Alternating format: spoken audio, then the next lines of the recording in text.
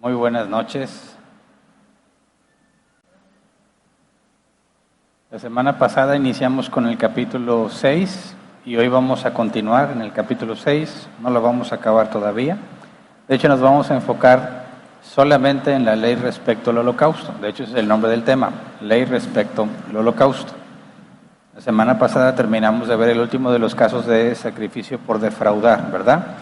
Y comenté que a partir del versículo que sigue, que es el 8, y todo el capítulo 7 habla sobre lo que los sacerdotes deben hacer con las distintas ofrendas que les presentan. Nos cambia el enfoque.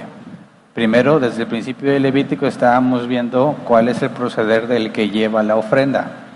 Ahora Dios nos va a enfocar en los sacerdotes, qué deben de hacer los sacerdotes, cómo deben de proceder los sacerdotes. Y es en el mismo orden. Lo primero que vimos en Levítico era el holocausto y luego la ofrenda de cereal. Y vemos que aquí se respeta ese mismo orden. Primero el holocausto y luego la ofrenda de cereal. Y cuando nos habla sobre la ley respecto al holocausto, hay cosas muy interesantes que analizar. Entonces, si vamos al versículo 8, Levítico 6:8 dice: el Señor le dijo a Moisés, en el mismo capítulo tenemos esta instrucción, lo que implica que es otro momento del tiempo, ¿verdad?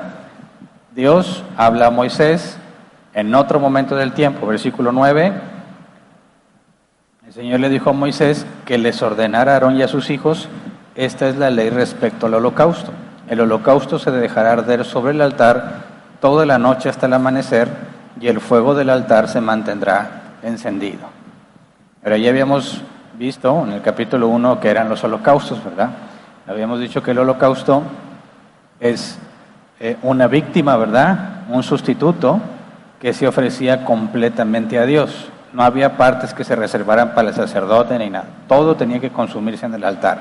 Recordemos eso en Levítico 1, versículos 5 al 9. Dice: después degollará el novillo ante el Señor, y los hijos de Aarón, los sacerdotes, tomarán la sangre y la derramarán alrededor del altar que está en la entrada de la tienda de reunión. Luego desollará la víctima del holocausto y la cortará en trozos. Los hijos de Aarón, los sacerdotes, harán fuego sobre el altar y le echarán leña. Después acomodarán los trozos sobre la leña encendida del altar junto con la cabeza y el sebo. Las entrañas y las patas se lavarán con agua y el sacerdote lo quemará todo en el altar. Es un holocausto, una ofrenda presentada por fuego de aroma grato al Señor. Entonces se ofrecía completamente y se tenía que consumir completamente, ¿verdad? Y vimos que representaba la víctima ofrecida completamente a Dios. Entonces, cuando dice ahora la ley sobre el holocausto, dice: el holocausto se dejará arder sobre el altar toda la noche hasta el amanecer, y el fuego del altar se mantendrá encendido. Aquí está un poco raro porque dice que se tiene que dejar toda la noche hasta el amanecer. Se asume que se ofrece en la tarde, antes de anochecer. Pero ¿qué tal si alguien quería presentar un holocausto en la mañana? Pero recordemos que en aquel entonces los días empezaban de tarde a mañana, ¿verdad? Entonces, cuando nos dice aquí, el holocausto se dejará arder sobre el altar toda la noche hasta el amanecer, está hablando del que se ofrece, el primero que se ofrece en el día, porque el día empezaba en la tarde. Entonces, es el primer holocausto que se debía de ofrecer, y específicamente tiene que ver con algo que vimos en Éxodo 29. Vamos a Éxodo 29, versículo 38 al 43. Dice: todos los días ofrecerás sobre el altar 2 corderos de un año. Al despuntar el día ofrecerás uno de ellos, y al caer la tarde el otro. Con el primer cordero ofrecerás como ofrenda de libación 2 kilos de harina fina mezclada con 1 litro de aceite de oliva y 1 litro de vino. El otro cordero lo sacrificarás al caer la tarde como ofrenda presentada por fuego de aroma grato al Señor, junto con una ofrenda de libación como la presentada en la mañana. Las generaciones futuras deberán ofrecer siempre este holocausto al Señor. Lo harán a la entrada de la tienda de reunión, donde yo me reuniré contigo y te hablaré, y donde también me reuniré con los israelitas. Mi gloriosa presencia santificará ese lugar. Así que tenía que ofrecerse uno en la mañana y uno al caer en la tarde, ¿verdad? Pero si contabas el día, según aquel entonces, el primer sacrificio que se ofrecía era el de la tarde, que era el principio del día. Y se tenía que hacer de manera perpetua, siempre se tenían que estar ofreciendo. Al atardecer, al amanecer, al atardecer y al amanecer. Tenía que dejar ardiendo toda la noche, entonces entendemos que se refiere al primer sacrificio de holocausto que se ofrecía. Por supuesto que había más, ¿verdad? Las personas podían llevar más holocaustos, pero aquí está hablando específicamente de los 2 diarios. Entonces, si siempre se ofrecía y se tenía que dejar consumiéndose, y como dice, toda la noche hasta el amanecer, se hacía un ciclo ininterrumpido, ¿verdad? Se ofrecía el de la tarde y se tenía que quedar consumiéndose en el fuego hasta que llegara el siguiente sacrificio. Y luego se ofrecía el de la mañana y se tenía que dejar consumiéndose hasta que llegara el de la tarde. De manera que siempre, a toda hora, sobre el altar había un holocausto. Ahora fíjate lo que dice el comentario Benson. Dice, los sacerdotes velaban toda la noche y ponían el sacrificio sobre el altar pieza por pieza, consumiéndolo con un fuego lento y suave, de modo que el sacrificio estaba ardiendo sobre el altar desde la tarde, cuando comenzaba el día de los judíos, hasta la mañana. Luego seguía el sacrificio de la mañana, que de igual manera se consumía gradualmente, y seguía ardiendo hasta el momento del sacrificio de la tarde, a menos que hubieran otros sacrificios después y luego se consumiera más rápidamente a fin de dejar lugar para estos otros holocaustos. Entonces, como había más que se podían ofrecer, podía moverse temporalmente mientras se ofrecían los otros y luego volver a ponerse. Pero siempre tenía que estar consumiéndose sobre el altar. Luego dice también el comentario Benson, ya se ha observado, hace la referencia que ahorita la leemos a Levítico 3, que cuando se ofrecían las ofrendas por el pecado o las ofrendas de paz, la grasa de las partes que se habían separado para el altar se colocaba sobre el sacrificio diario y se consumía con ella. Ese es un detalle que pasó desapercibido para nosotros porque no teníamos esta información, pero ahorita ya se vuelve relevante. Vamos a Levítico 3, versículo 3 al 5. Dice, el oferente le presentará al Señor como ofrenda por fuego las siguientes partes del sacrificio de comunión: la grasa que recubre los intestinos y la que se adhiere a estos, los 2 riñones y la grasa que los recubre, la grasa que recubre los lomos y también el óvulo del hígado, el cual se extraerá junto con los riñones. Entonces los hijos de Aarón quemarán todo esto en el altar encima del holocausto que está sobre la leña encendida. Es una ofrenda presentada por fuego de aroma grato al Señor. Y esa parte, encima del holocausto que está sobre la leña encendida, se refiere específicamente al holocausto diario. Y la grasa se tenía que poner encima de ese para que se consumiera. Como que se volvía a encender, ¿verdad? Dice, así no había, el comentario Benson, así no había un momento, noche o día, en que el sacrificio no fuese ofrecido a Dios para hacer expiación por los pecados del pueblo. Entonces, fíjate, la ley es que todo el día, las 24 horas, tiene que estarse ofreciendo sacrificio por la culpa del pueblo. Ininterrumpidamente. No se puede interrumpir. Las 24 horas tiene que haber un sacrificio por el pecado del pueblo. ¿Por qué? Porque ¿en qué momento el pueblo deja de pecar? Ningún momento. ¿Cómo evitamos que la ira de Dios los consuma por su pecado? Con un sacrificio las 24 horas. Obviamente, además de todos los que se ofrecían, ¿verdad? Están los que habían sido mandados al atardecer y al amanecer. Entonces, visto desde la perspectiva de Dios, siempre hay una víctima ante Él, ¿verdad? Que es el sustituto de los pecados del pueblo, de manera que la ira de Dios es apaciguada o propiciada, según la palabra en la Biblia. Siempre las 24 horas había propiciación por el pecado del pueblo. De otra manera, los consumía. Y el mandato es, no se debe interrumpir. Siempre debe estar ardiendo. Entonces, si dejaban consumirse por completo la víctima, las cenizas iban a empezar a acumularse, ¿verdad? ¿Y cómo le haces después de que ya se ofrecieron muchos? Pues hay que estar retirando esas cenizas. Si no, no se va a poder mantener encendido y no se va a poder mantener ese ciclo ininterrumpido de holocausto para Dios. Entonces Dios da la instrucción de que tiene que removerse. Vamos al Levítico 6, versículo 10 y 11. El sacerdote, vestido con su túnica de lino y su ropa interior de lino, removerá las cenizas del holocausto consumido por el fuego sobre el altar y las echará a un lado del altar. Luego se cambiará de ropa y sacará del campamento las cenizas, llevándolos a un lugar ritualmente puro. ¿Se acuerdan? Bueno, cuando estudiamos las vestiduras de los sacerdotes, aquí se menciona la túnica de lino y la ropa interior de lino. ¿Se acuerdan por qué era la ropa interior de lino? Porque para poder subir al altar tenías que subir una rampa y Dios no quería que se exhibieran las partes íntimas de los sacerdotes. Y para asegurar eso, mandó a confeccionar estos calzonzotes, ¿se acuerdan? Para que, aunque soplara el aire o lo que pasara, no hubiese ningún accidente. Entonces, fíjate, para acercarse al altar tienen que traer puesta su vestidura, la vestidura con la que ofician como sacerdotes.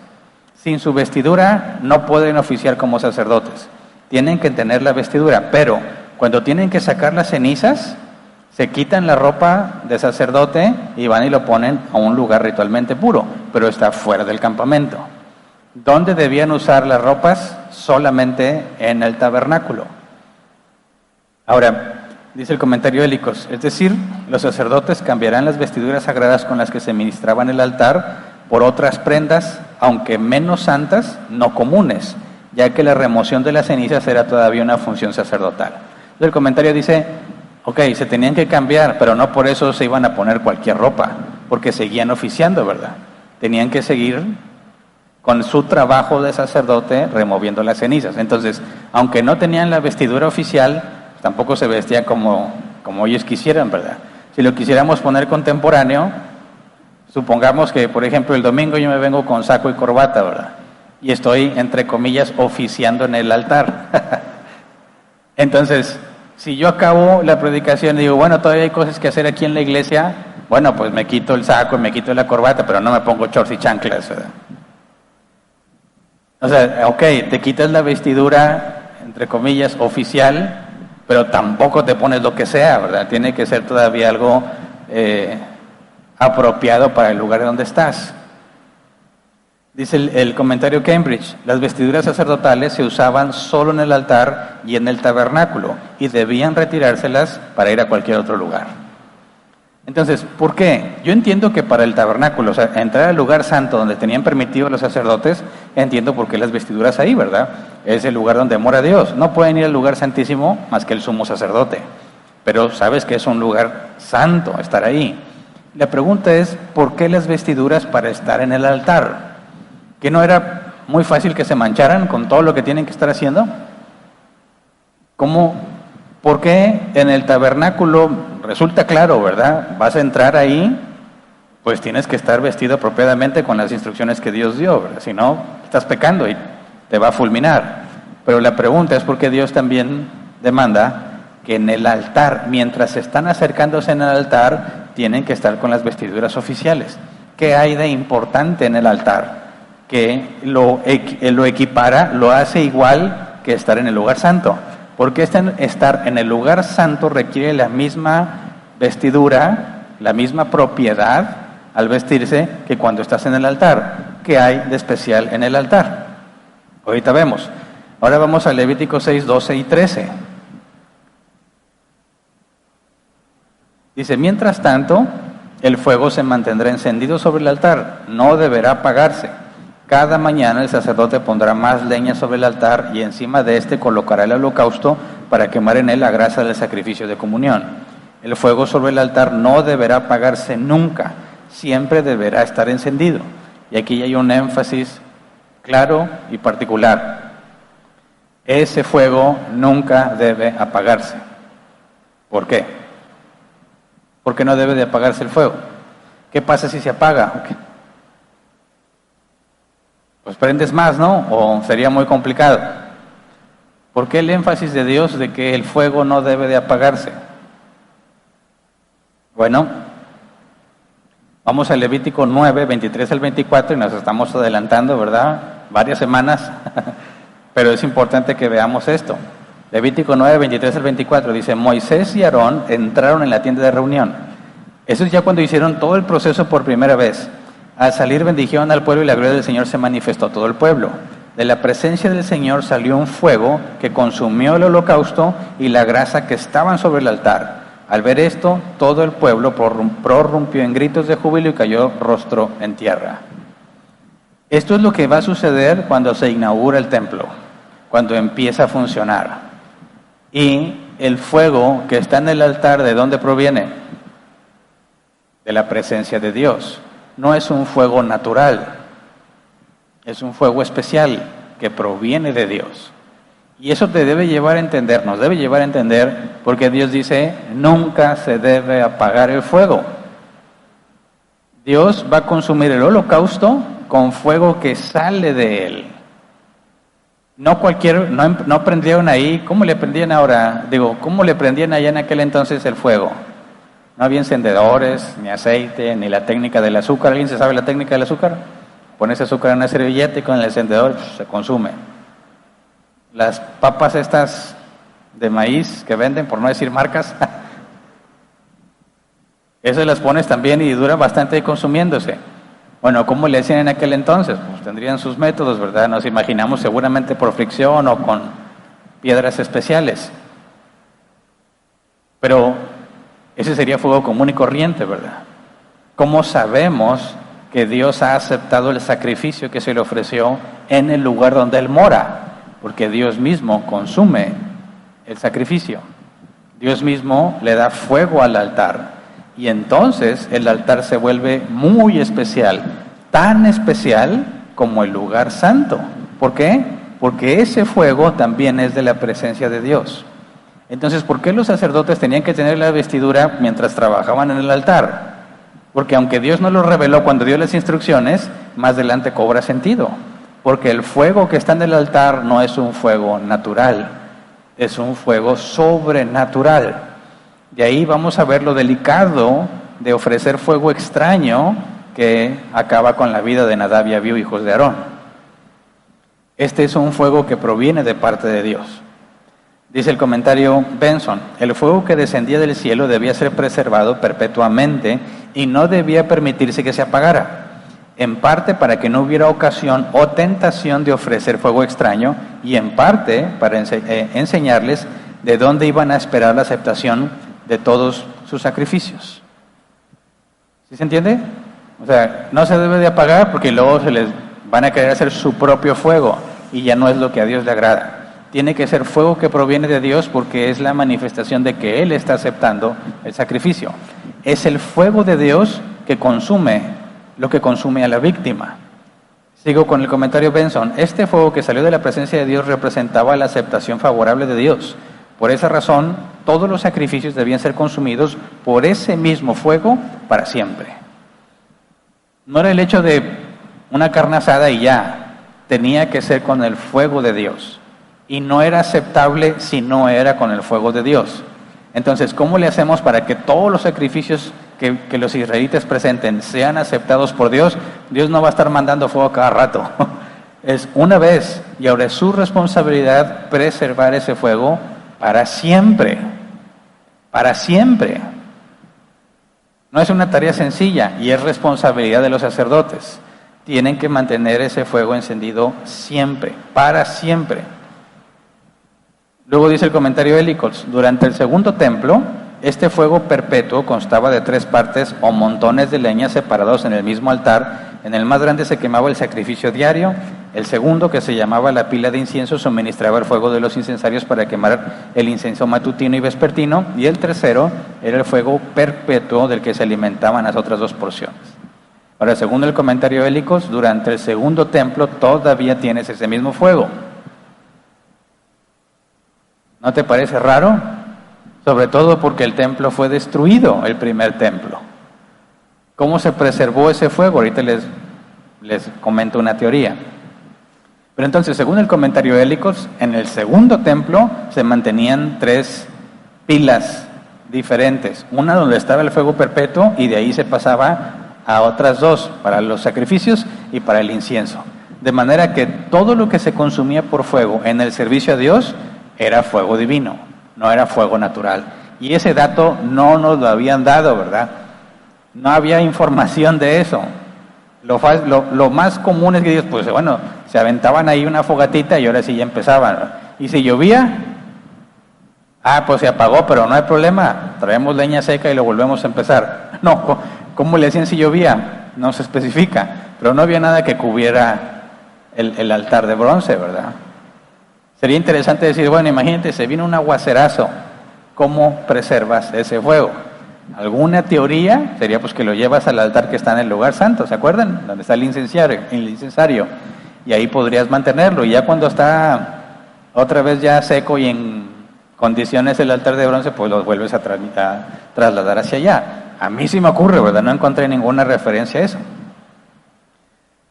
Luego dice también el comentario Ellicots, el fuego nunca fue apagado sino hasta la destrucción del templo por Nabucodonosor. Y espérame, me acabas de decir, ¿verdad?, que en el segundo templo ahí estaba el fuego perpetuo, pero luego dice que el fuego nunca se apagó sino hasta la destrucción del templo por Nabucodonosor. Entonces, ¿había fuego eterno en el segundo templo en los tiempos de Jesús o no? Según 2 de Macabeos, capítulo 1, versículos 19 al 22, sacerdotes piadosos que fueron llevados cautivos a Persia lo escondieron en un hoyo donde permaneció hasta el tiempo de Nehemías, cuando fue restaurado el altar. Ningún hombre fuera de estos sacerdotes conocía la ubicación de ese hoyo. Ahora, y está citando 2 de Macabeos, que hace cuántos años ya estudiamos y probamos que no es un libro inspirado por los propios errores que contiene y por lo que los propios profetas dicen. Bueno, los autores, porque los autores reconocen que no había profeta en aquel entonces. Entonces, basándose en lo que dice 2 de Macabeos, se hace la teoría de que de alguna manera lo echaron en un pozo y ahí estuvo todo el cautiverio de los israelitas hasta que fueron liberados y empezó la reconstrucción. ¿Cuántos años estuvieron en cautiverio? ¿Quién se acuerda? 70 años. En un pozo. Y ahí lo mantuvieron. ¿Cómo ves? Sin que nadie supiera que ese era el fuego eterno. Pues no sé, porque ¿cuántos años pasaron desde Levítico 9 hasta que el templo fue destruido? Muchos más. Y nunca se apagó, según el registro, ¿verdad? Entonces, ¿quién sabe, verdad? Otra cosa más que habrá que preguntarle a Dios cuando vayamos allá. Hay tantas cosas que preguntarle que no dejó reveladas con claridad. Vamos a tener mucho de qué hablar. Pero bueno, dice también el comentario Ellicots, las autoridades de la época de Cristo, sin embargo, aseguraban que el fuego perpetuo era una de las 5 cosas que faltaban en el segundo templo. Entonces, como que el comentario Ellicots llega a una conclusión, ¿verdad? Se asume primero que estaba en el segundo templo y luego nos provee la fuente. Según 2 de Macabeos, pudieron preservar ese fuego y por eso llegó el segundo templo. Pero luego dice que las autoridades en el tiempo de Jesús reconocían que era algo que faltaba en el segundo templo, el fuego perpetuo. Bueno, y hasta ahí llega lo que vamos a estudiar del capítulo. Pero de aquí surge una pregunta. Bueno, ¿por qué esta ley era tan importante? Sabemos que estos sacrificios animales y todos estos rituales en realidad no limpian de pecado. ¿Por qué? Porque se tenían que ofrecer una y otra vez, de manera que nunca resuelven el problema del ser humano, nunca resuelven el pecado, simplemente apaciguaban la ira de Dios, simplemente hacían propiciación. Entonces, cuando Dios establece esto como una ley y que el fuego debe ser algo perpetuo, ¿qué es lo que nos está comunicando? ¿Qué es lo que se transmite? Porque según el apóstol Pablo, la ley es nuestro ayo a Cristo. Según la Reina Valera 60, es nuestro instructor, nuestro guía que nos lleva a Cristo. Comprender lo que Dios ha demandado en la ley nos debe llevar a Cristo. La pregunta es, ¿cómo es que la ley del holocausto nos habla de Cristo? Bueno, hagamos una recapitulación breve de lo que vimos.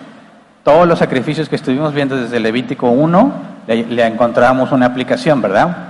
El holocausto era por la culpa, ¿verdad? Tenías que poner las manos sobre él, confesar tu pecado, y vimos que según la tradición en el segundo templo se decía con voz audible, ¿verdad? Confesabas tu pecado, entonces degollaban el animal, era un sustituto que se entregaba completamente a Dios. Era una víctima totalmente ofrecida a Dios. Luego las siguientes ofrendas de cereal y de comunión y de la culpa y de defraudar, todo era una forma en que comunicaba cómo debe ser la vida de aquel que es pueblo de Dios. La santidad, habla de la santidad, de cómo debes obrar y actuar con justicia, cómo cuando haces algo indebido incluso con tu prójimo, tenías que ponerte a cuentas con Dios. Cuando tratabas de defraudar a Dios, sin darte cuenta, inadvertidamente, aún así tenías que pasar por culpable. Y vemos cómo todo era una instrucción de la forma en la que debe de vivir aquel que es pueblo de Dios. Pero exclusivamente cuando hablamos sobre la víctima, es un sustituto. Y en el holocausto es consumida por el fuego. Y hasta este punto sabemos que es el fuego de Dios el que consume a la víctima. Y aquí ya nos permite atar cabos, porque el fuego, normalmente representado en la Escritura, el fuego que proviene de Dios, o cuando Dios envía fuego, siempre está asociado al juicio. ¿Qué significa el juicio? Cuando Dios juzga y te va a condenar por el juicio que está haciendo sobre ti, entonces estamos hablando de la ira. El fuego de Dios es la ira de Dios derramada sobre los hombres, sobre los que pecan. Vamos a un ejemplo en 1 Corintios 3, versículo 11 al 13. Porque nadie puede poner un fundamento diferente del que ya está puesto, que es Jesucristo. Si alguien construye sobre este fundamento, ya sea con oro, plata y piedras preciosas, o con madera, heno y paja, su obra se mostrará tal cual es, pues el día del juicio la dejará al descubierto. El fuego la dará a conocer y pondrá a prueba la calidad del trabajo de cada uno. Y aquí, fuego y juicio, está claramente la analogía, ¿verdad? Dios va a juzgar tu obra y Él va a determinar si es correcto o incorrecto. Cuando llovió fuego y azufre sobre Sodoma y Gomorra, ese fuego que representa el juicio de Dios. Pero a diferencia del juicio de nosotros compareciendo ante el tribunal de Cristo, para recompensa, no para salvación, sobre Sodoma y Gomorra, el fuego fue para ira, para retribuir y pagar la maldad que ellos habían cometido, que era sobreabundante, ¿verdad? Entonces, entender el fuego tiene que ver con el juicio de Dios, con la ira de Dios. Si eres hijo de Dios, no es la ira, ¿verdad? Es el escrutinio, determinar si es agradable o no lo que hiciste. Si no eres de Dios, es la ira que te va a consumir.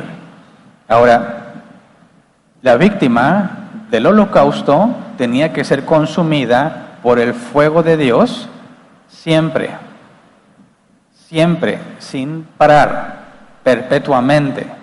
¿Qué significa esto? Según lo que hemos aprendido, el sustituto que paga por los pecados del pueblo tiene que ser consumido por el juicio de Dios. Y la única manera en que el pueblo pueda ser librado de la ira es que perpetuamente haya un recordatorio ante Dios de que una víctima pagó por el juicio mismo de Dios. La víctima fue consumida por el fuego de Dios. Y así tenía que permanecer ardiendo la víctima consumida ante Dios. Ahora, ¿por qué se quemaba? ¿Qué significaba que la quemaras? Que el humo representaba que la víctima subía a Dios, ¿verdad? Lo que tú ibas a ofrendar a Dios tenía que ser consumido y subía a Dios. Entonces, fíjate, la víctima consumida por el fuego de Dios tenía que estar constantemente en la presencia de Dios. ¿Para qué? Para que el pueblo no sea consumido por su pecado, por la ira. El sustituto que es quemado y, entre comillas, simbólicamente sube a Dios, decimos, el sustituto consumido por el fuego de Dios, la justicia de Dios, la ira de Dios, tiene que estar en la presencia de Dios eternamente, para que su pueblo no perezca por su pecado. ¿Queda claro? Ahora vamos a Hebreos capítulo 7, versículo 23 al 28. Dice, ahora bien, como a aquellos sacerdotes la muerte les impedía seguir ejerciendo sus funciones, ha habido muchos de ellos.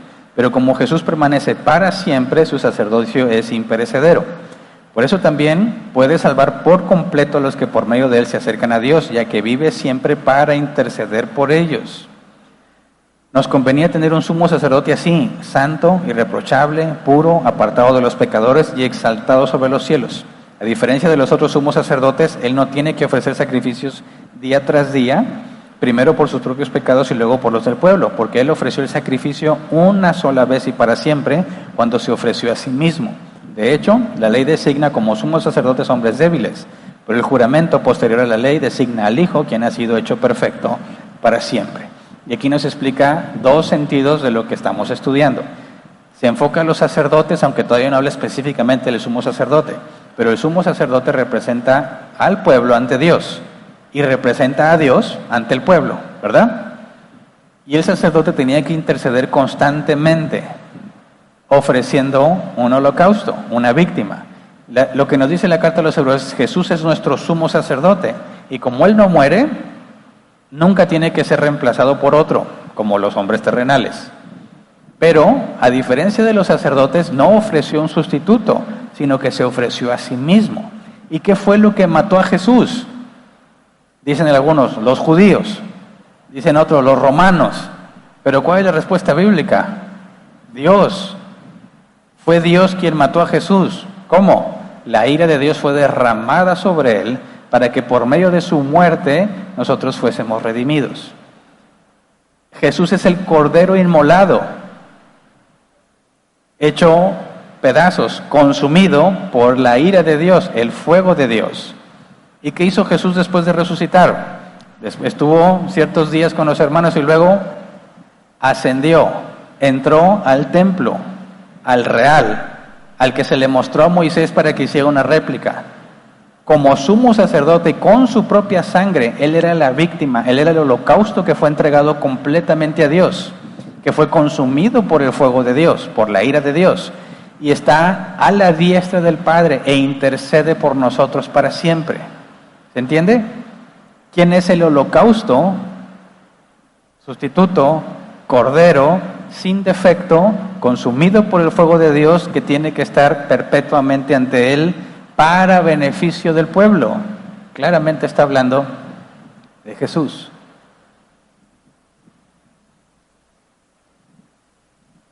Yo me imagino cómo estuvo la plática camino a Emaús. ¿Se acuerdan? Nadie sabía por qué Jesús murió. Nadie sabía por qué tuvo que padecer.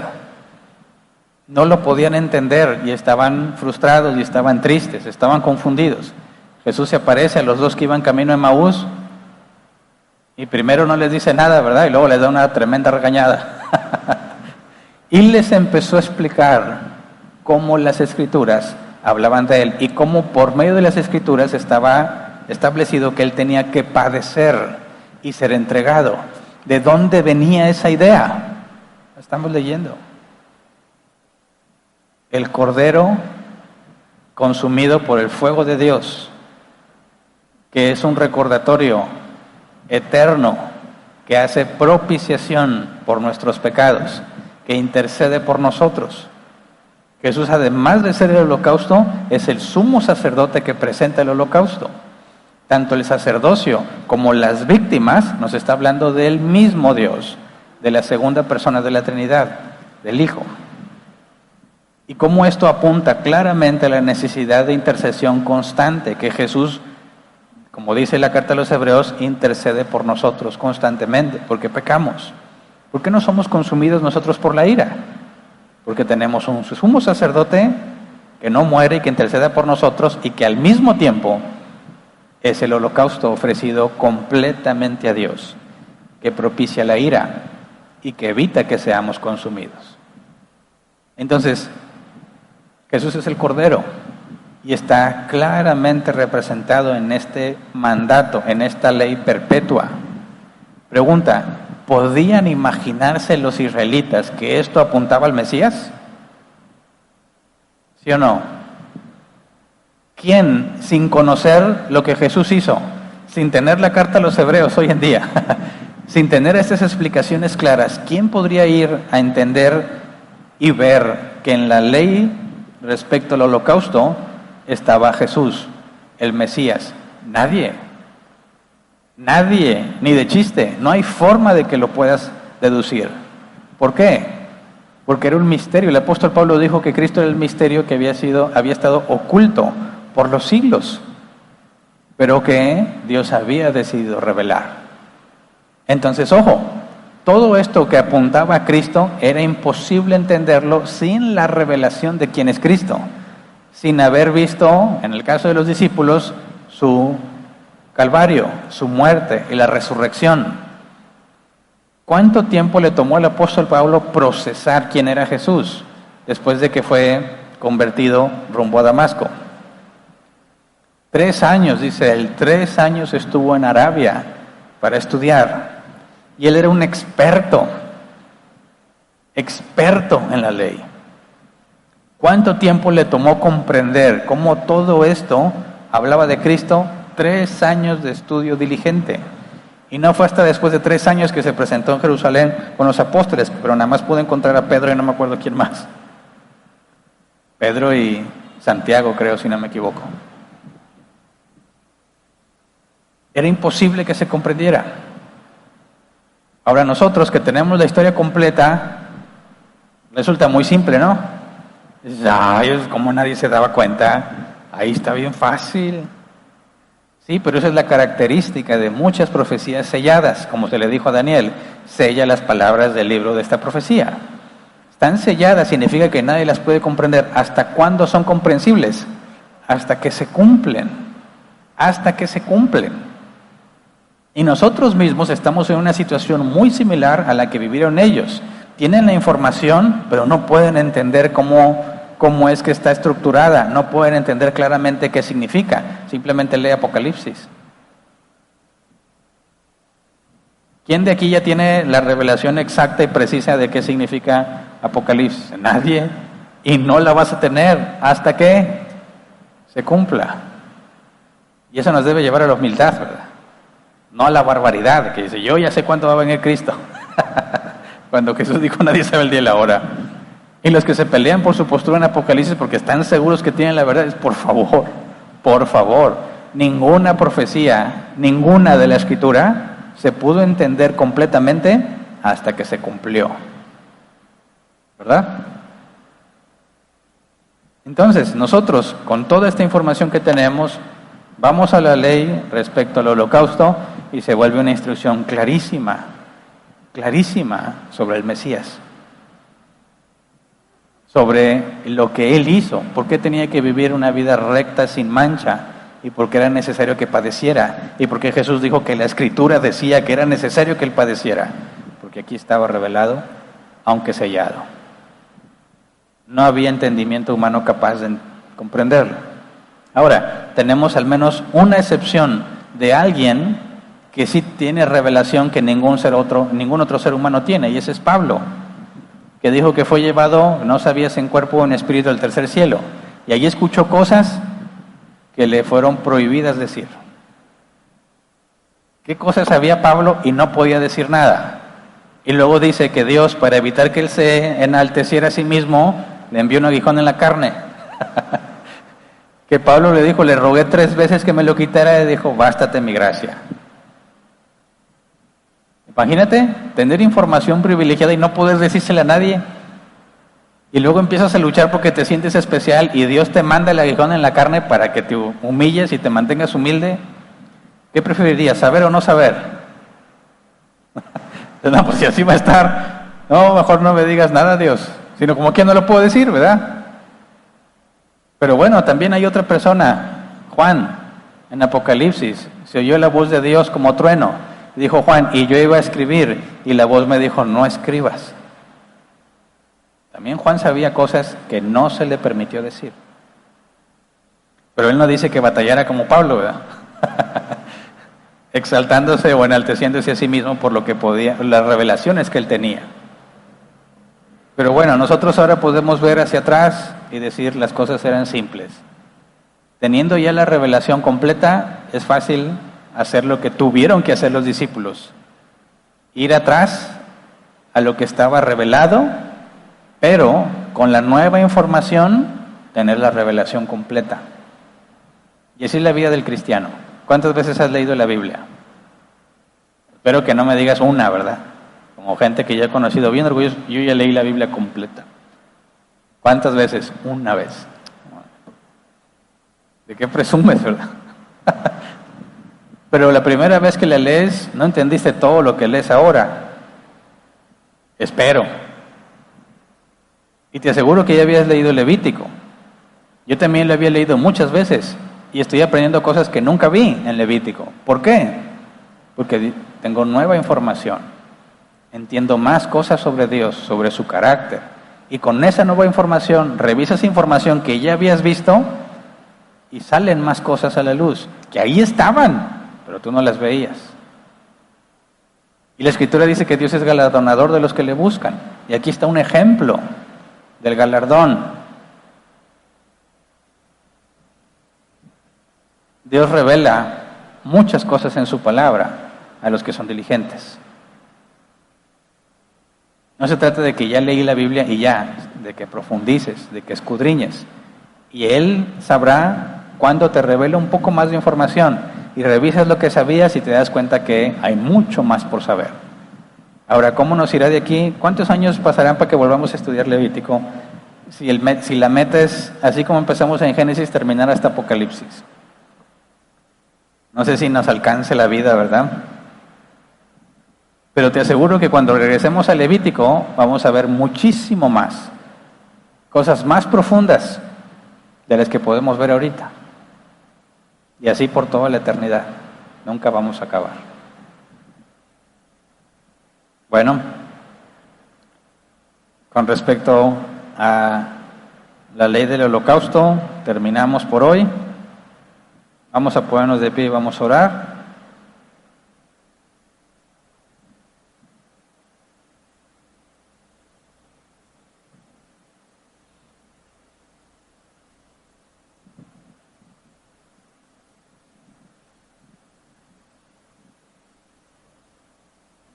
Para nosotros es tan simple orar y hablar con Dios y saber que nos escucha y saber que se complace en nosotros, aunque la gran mayoría no entiende por qué, ¿verdad? Y como no entendemos por qué, menospreciamos y no nos dan ganas de orar y no oramos y ya. ¿Cuántas cosas tenían que hacer los israelitas para hacer, simplemente para evitar ser consumidos por la ira? Todo lo que Dios ha provisto por medio de Jesús para nosotros y lo menospreciamos.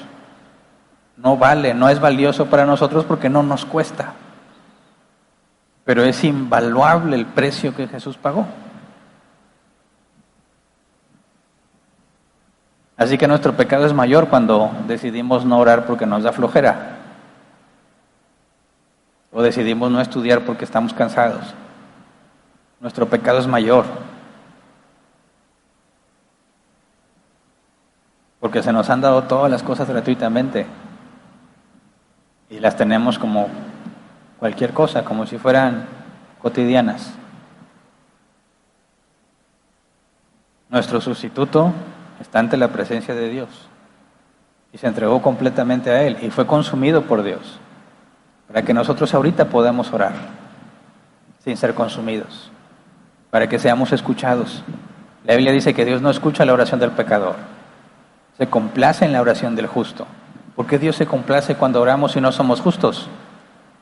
Por el sustituto que proveyó para nosotros. Estamos enredados en la rutina, en las cosas de la vida y perdemos completamente la conciencia de lo que se nos ha dado en Cristo. No seamos así.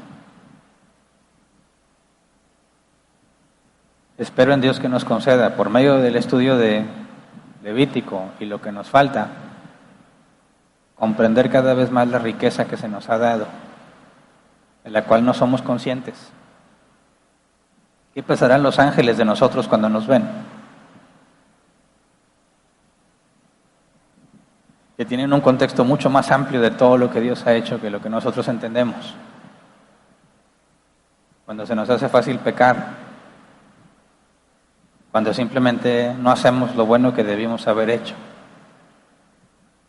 Si yo fuera un ángel estaría bien estresado, frustrado. ¿Cómo puede ser que no hagan las cosas bien? No saben todo lo que Dios les ha dado. ¿Por qué lloras? ¿Por qué estás angustiado como si Dios te abandonara cuando te ha dado todas las riquezas, lo que ningún ser humano pudo obtener jamás ni podría? Nos lo ha dado gratuitamente y perdemos el tiempo en tonterías. Así que roguemos a Dios que nos haga cada vez más conscientes de los tesoros que tenemos en Cristo, para que podamos vivir de manera congruente con los ojos puestos allá. Vamos a orar. Señor, muchas gracias por toda la riqueza que nos has dado. Estábamos ciegos, no entendemos todo lo que se requiere para poder acercarse a ti. No entendemos, Señor, que es imposible que podamos relacionarnos contigo. No entendemos cómo es que simplemente hablamos y nos escuchas y te complaces en nosotros, a pesar de que no hay nada bueno en nosotros. Señor, estamos llenos de ignorancia. Necesitamos conocerte más. Y ese conocimiento que se ha transformado en sabiduría.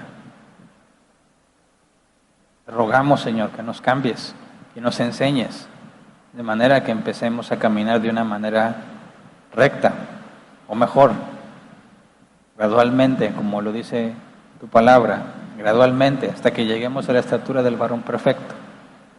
Pero no nos dejes en ignorancia, Señor.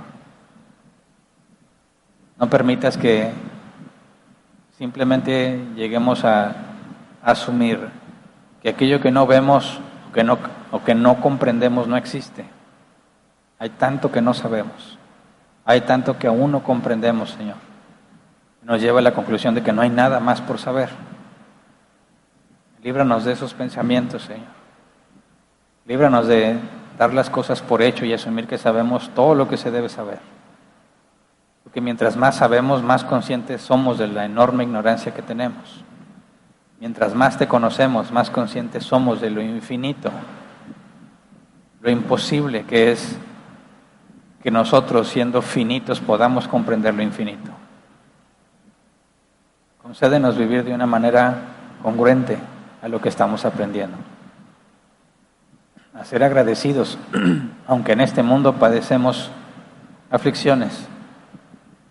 Enséñanos a poner los ojos en las cosas de arriba, en todo lo que nos has dado, Señor, para que no perdamos el tiempo mientras estamos aquí, para que seamos diligentes y buenos administradores de lo que nos has dado, conociéndote cada vez más, para glorificarte cada vez más, Señor, de acuerdo a tu soberana voluntad.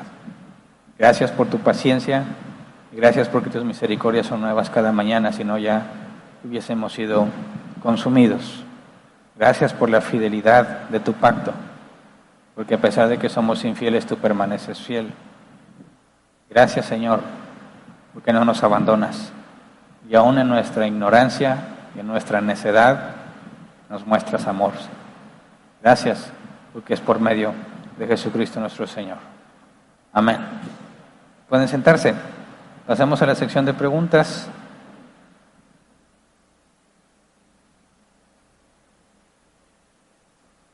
Tenemos 15 minutos para responder. Ahorita ponen el código QR para que se agreguen al grupo si no estás ahí. Es un grupo de WhatsApp. Si no estás en el grupo de WhatsApp y nos sigues en las redes sociales, escribe en Facebook, en los comentarios de Facebook, de YouTube, y se canaliza el grupo. Bien, empiezo a leer, dice Lex Arpo, ¿de dónde salían los animales que se ponían cada tarde y mañana en el altar? De los israelitas. Ellos tenían que estarlos proveyendo continuamente. Los levitas no poseían las cosas, o sea, no tenían tierra ni animales, todo eso era proporcionado por los israelitas. Siguiente, Blanca Solórzano, buenas tardes. ¿Jesús tenía conocimiento de la ley porque él mismo la sabía sin haber estudiado las leyes? Mira, hay que responderlo según las dos naturalezas de Jesús. La naturaleza divina, Él conoce la ley porque es omnisciente y Él es el dador de la ley, ¿verdad? Él es quien habló con Moisés, Él es quien escribió los 10 mandamientos en las tablas primeras y luego es quien le dijo a Moisés qué escribir en las segundas tablas y en el libro del pacto, y todo lo que estamos leyendo es Jesús. Bueno, no Jesús porque no había venido en carne, es el Hijo hablando con Moisés, de manera que en su naturaleza divina, Él es el dador de la ley. En su naturaleza humana, nos dice la Escritura que fue creciendo en gracia y en sabiduría. En su naturaleza humana tuvo que estudiar, tuvo que aprender, así como tuvo que aprender a caminar, tuvo que aprender a ir al baño, tuvo que aprender de la palabra de Dios, y a los 12 años tenemos una muestra de lo mucho que sabía cuando ponía en aprietos a los maestros de la ley en el templo, cuestionándoles cosas que no podían responder, ¿verdad? Así que en su naturaleza humana tuvo que aprender, y lo que se muestra es que era muy, muy eficiente aprendiendo, ¿verdad? Y en su naturaleza divina, por supuesto que la sabe, porque él es el dador de la ley. Siguiente, Carol Aquino. Pastor Hernán, ¿cuál concordancia puede usted decirme sea buena para profundizar en las Escrituras? Pues mira, si puedes leer en inglés, yo siempre he dado la página que yo consulto, biblehub.com, biblehv.com. Todo está en inglés. Ahí está la concordancia Strong, concordancia exhaustiva Strong, NAS y muchas otras. Lee todas las que puedas, ¿verdad? Normalmente traen información variada y haces una buena recopilación de las distintas formas de traducción o interpretación y tienes una idea mucho más clara. También ahí están todos los comentarios que yo leo, ahí están, y es una herramienta gratuita.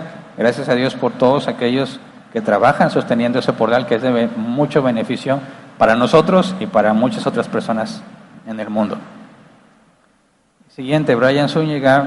Dios no nos consume por el sacrificio de Jesús para los que nacieron o nacerán de nuevo, pero con los que no son elegidos para salvación es solo por el tiempo de gracia, porque serán utilizados por algún propósito de Dios.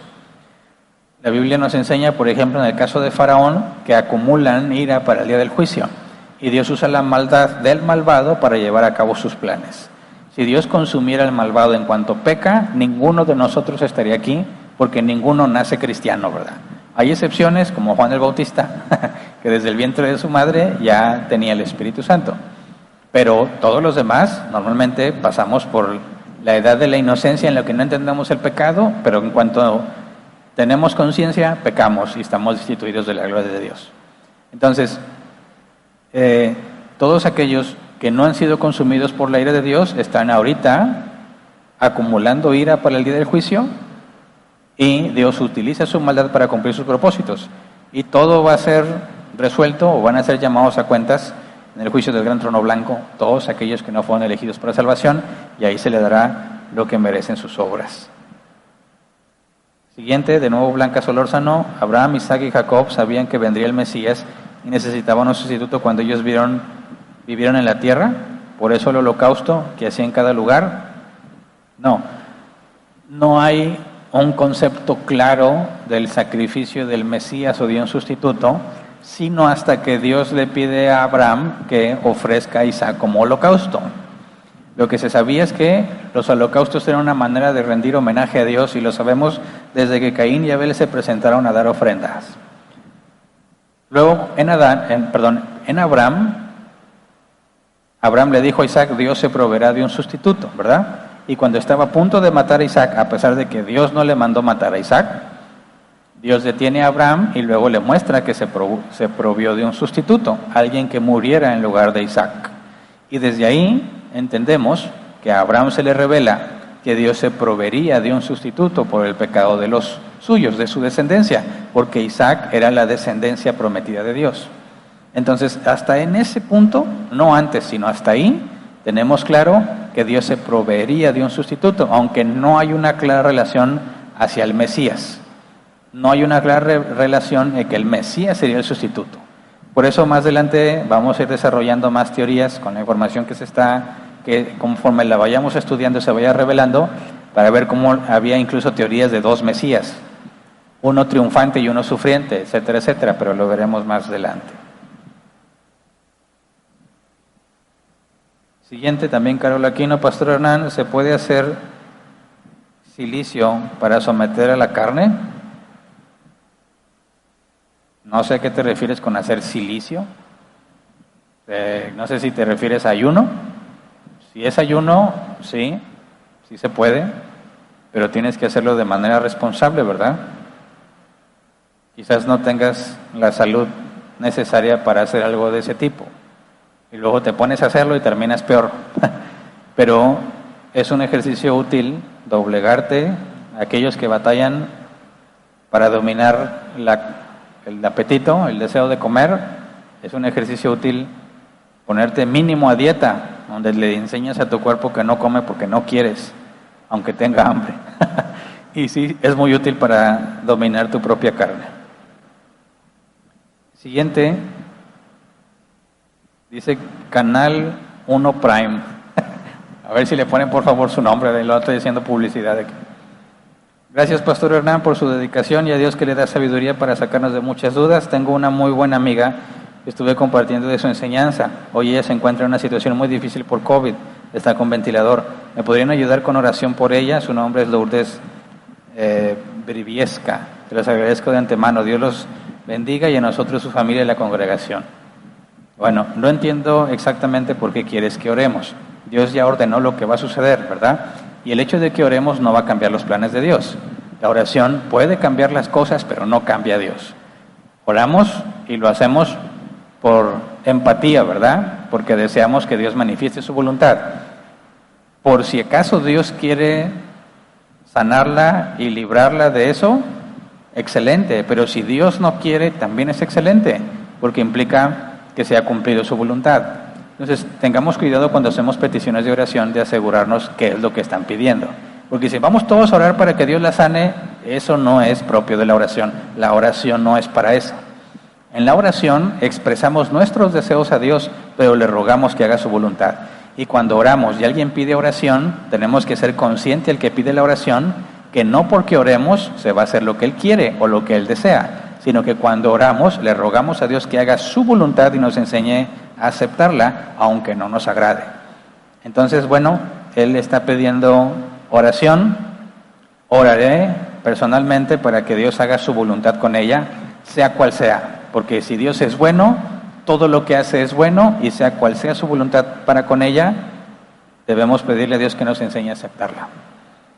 Siguiente, Tomás Sánchez. Buenas noches, pastor. A ver si me explico en mi pregunta.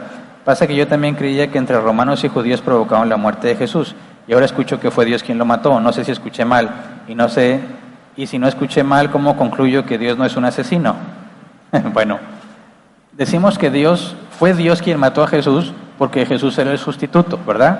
Toda la ira que debió ser descargada en nosotros fue descargada sobre Jesús. Jesús ofreció su vida, murió para que Dios cargara toda la ira que corresponde sobre nosotros en Él, y por medio de su muerte pagar nuestra deuda. Así que en última instancia Jesús muere a manos del Padre, que es quien ejecuta toda la ira sobre Él. No significa eso que los romanos son inocentes o que los judíos que lo entregaron son inocentes. Lo que decimos es que era el propósito soberano de Dios. Dios ya había predeterminado que Jesús muriera y padeciera por nosotros. Ahora, cuando dices, ¿cómo entendemos que Dios no es un asesino? Porque Dios es el creador de todas las cosas y Él es el dador de vida. Para nosotros está prohibido quitarle la vida a otro ser humano porque es un daño irreparable. No podemos resarcir el daño, como vemos que hay otras leyes de reparación y restitución.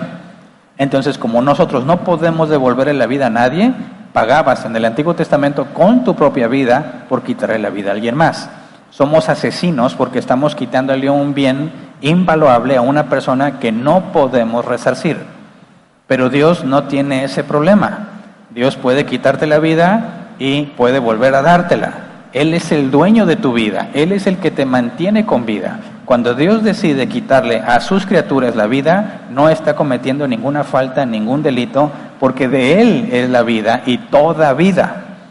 Entonces, para Dios, desde la perspectiva divina, cuando le quita la vida a alguien, solo lo cambia del plano terrenal al estado intermedio, ¿verdad? Es todo lo que Dios hace, lo mueve de un plano a otro. Y como en el caso de Lázaro, o la niña, la hija de Jairo, puede regresarte otra vez al plano terrenal sin ningún problema. Así que cuando Dios le quita la vida a sus criaturas, está en todo su derecho de hacerlo. Y en ninguna manera es calificado como asesinato, cosa que en nuestro caso sí está penado por el propio Dios, ¿verdad? Porque nosotros no tenemos derecho a tomar lo que no nos corresponde. Siguiente, Edson Medina. Pastor, ¿a qué se refiere con que Dios no le pidió a Abraham que matara a Isaac? ¿No es eso lo que se interpreta cuando le dice, entrégame a tu hijo, tu único? Me refiero a que la instrucción en el original es, ofrécelo como holocausto. Y más adelante, creo que es en Jeremías, y no me acuerdo qué otros pasajes, cuando habla Dios acerca de los sacrificios de los hijos, dice que es algo que Él nunca ha pedido y que nunca le ha pasado por la mente.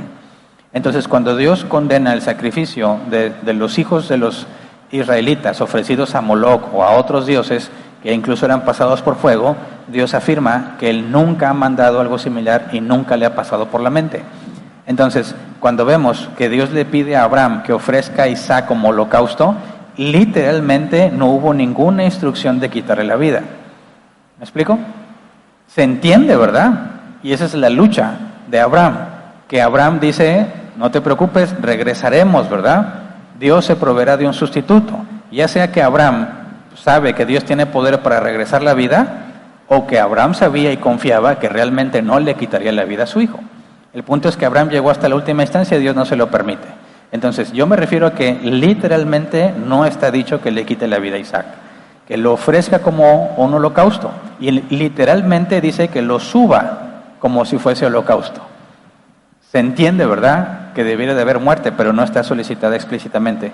Y atándolo con los otros pasajes, cuando Dios dice que no ha pedido nada de ese tipo y nunca le ha pasado por la mente, lo uso para afirmar que no había esa instrucción específica. Siguiente. Siul. Dice, entonces, ¿por qué dice la Escritura que los ancianos orarán por el enfermo y sanará? Lo dice en Santiago. ¿Está alguno entre vosotros enfermo?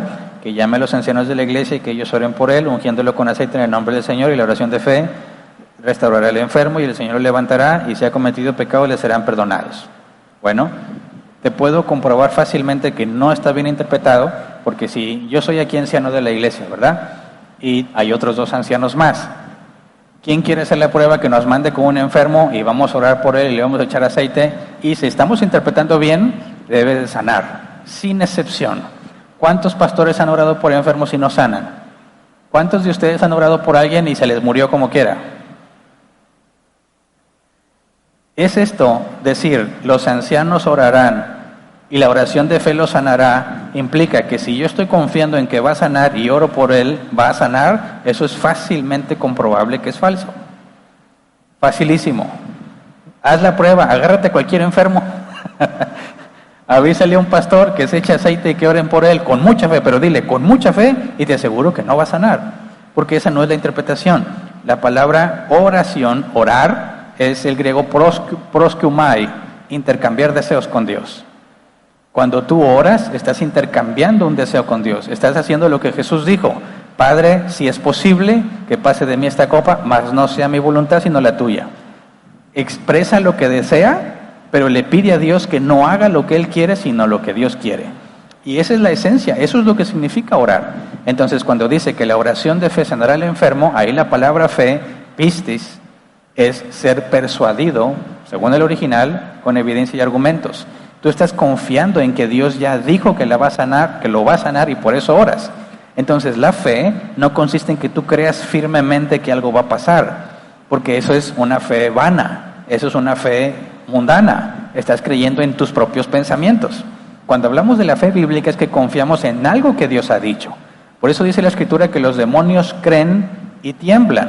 Y la palabra creen es la misma que se aplica para creer en Jesucristo y serás salvo tú y toda tu casa.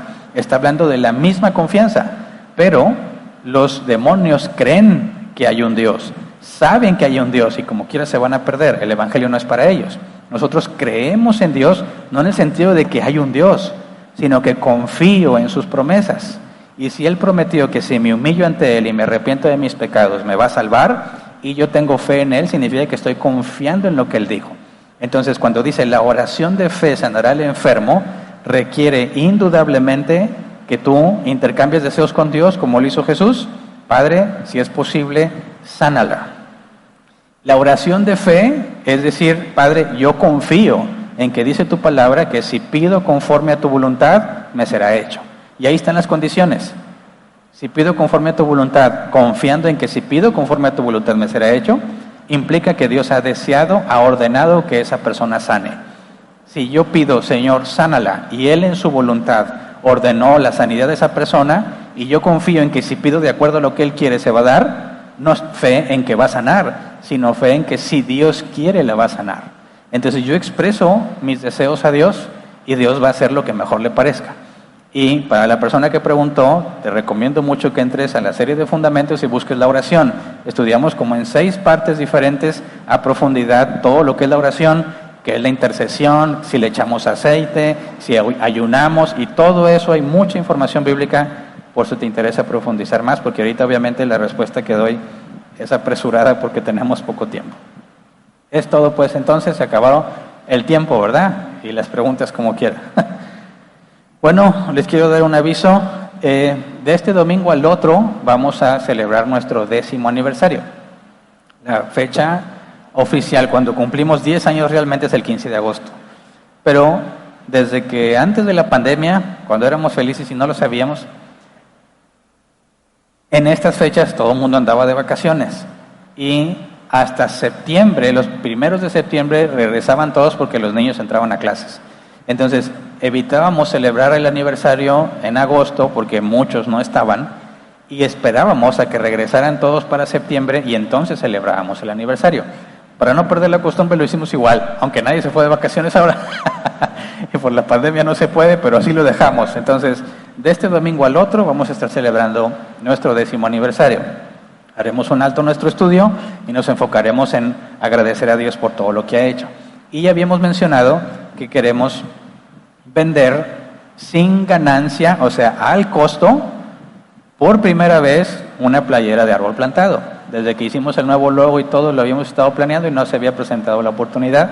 Así que se va a vender al costo una playera de árbol plantado, con el logo de árbol plantado y atrás otro detalle, lo vamos a publicar un poco más adelante, pero necesitamos que para que el día del aniversario podamos entregar las playeras a los que alcancen a venir, que las vamos a tener que entregar en distintas semanas porque no todos podemos venir por los límites que tenemos en el aforo, bueno, necesitamos tomar las medidas del que esté interesado.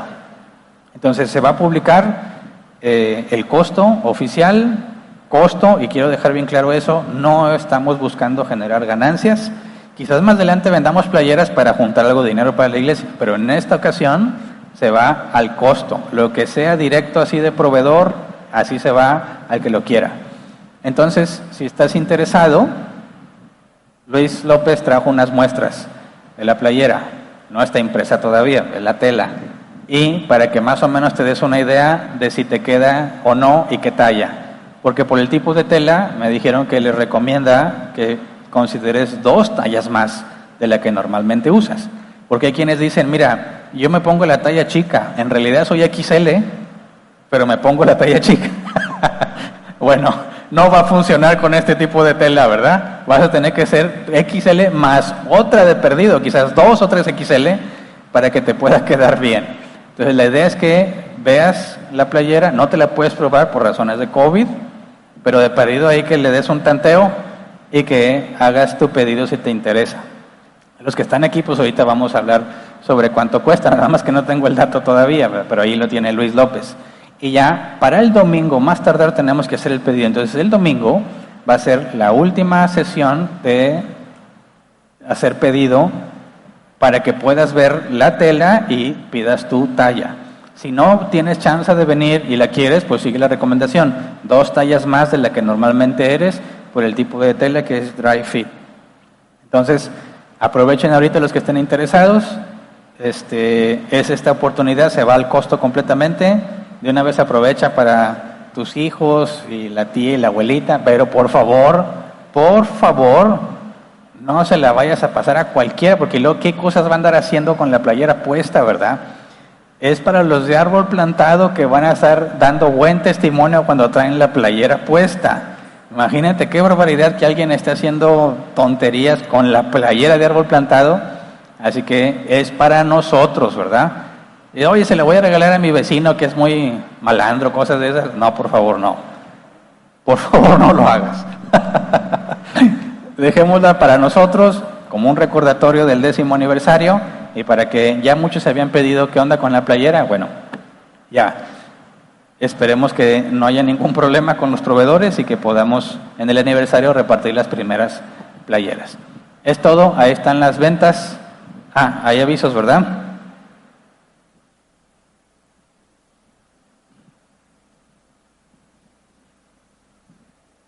Ok, personas que nos visitan por primera vez: Ismael Wong Liscano, Santiago Wong Liscano y Angélica Ivonne Compián. ¿Se pueden poner de pie, por favor? Quisiéramos ver quiénes son, si están todavía con nosotros.